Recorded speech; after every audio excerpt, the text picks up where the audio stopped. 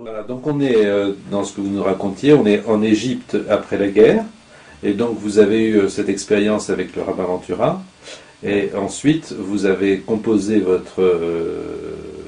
la pièce dont vous parliez pour violoncelle et piano, et donc est arrivé ce Shabbat dont vous avez commencé à nous parler, où des tantes avaient laissé traîner. Oui, elle a laissé un livre, est-ce que c'est de Thomas Mann peut-être, qui s'appelle Les 10 commandements.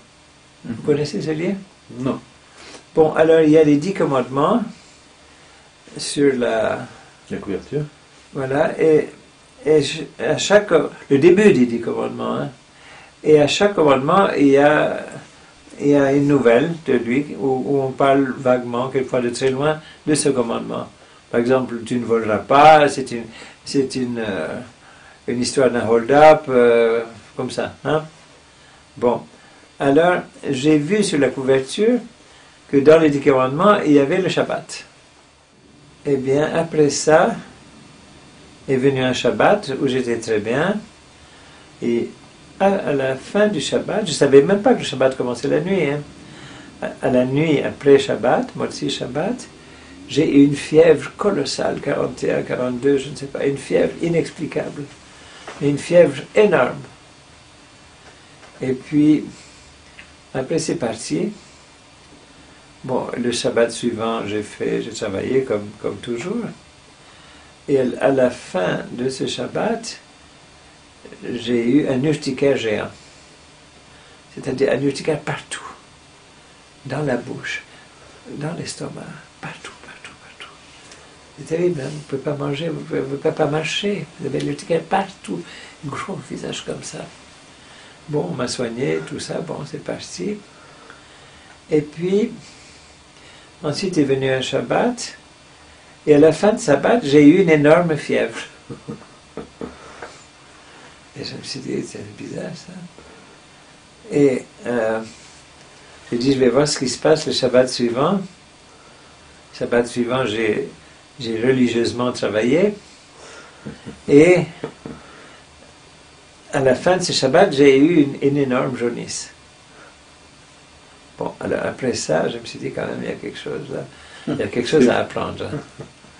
Ça, c'était immédiatement après la découverte de ce livre. Ouais.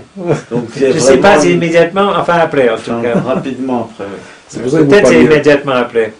Et c'était pas un choix. Non, pas du tout. J'avais pas envie de dire.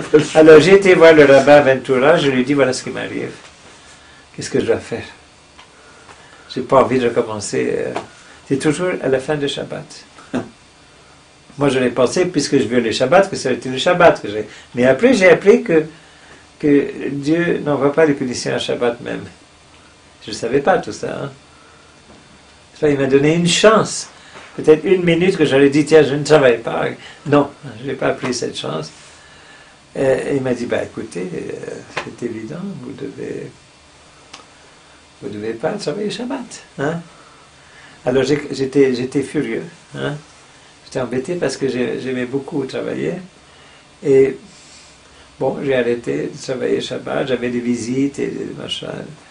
Tous mes copains venaient parce qu'ils savaient que j'étais libre. Et vous avez arrêté d'avoir des problèmes immédiatement?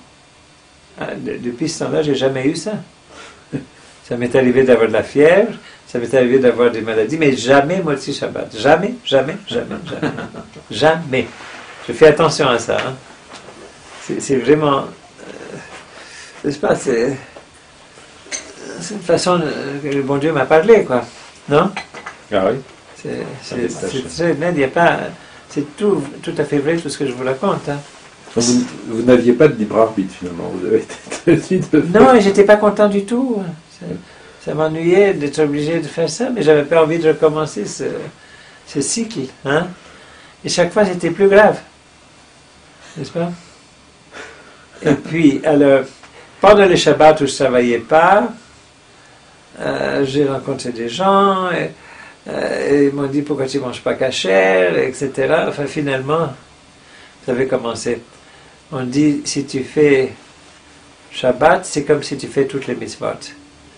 Et si tu fais toutes les mitzvot sauf Shabbat, c'est comme si tu fais rien du tout. Vous connaissez cette... Et c'est vrai, hein? En ne faisant que Shabbat, j'étais amené à faire, pas toutes les mitzvot, mais beaucoup d'autres. beaucoup d'autres, et puis finalement, mais je n'étais pas du tout content, hein. Pas du tout. Hein. Pas du tout content, et ma mère encore moins, et toute ma famille, c'était complètement fou.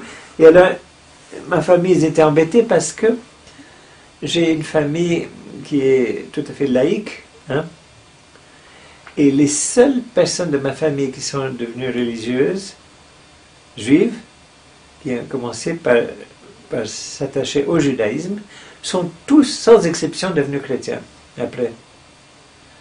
Alors, quand ils ont vu ça, ma famille dit, ça y est, fini, tu vas devenir chrétien maintenant, toi aussi.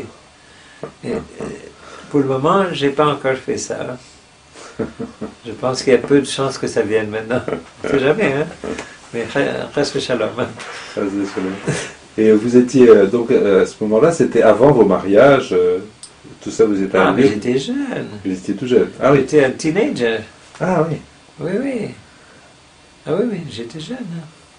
Et alors, c'est à partir de quel moment, par exemple Je ne suis pas du tout jeune, mais peut-être pas aussi âgé que vous pensez.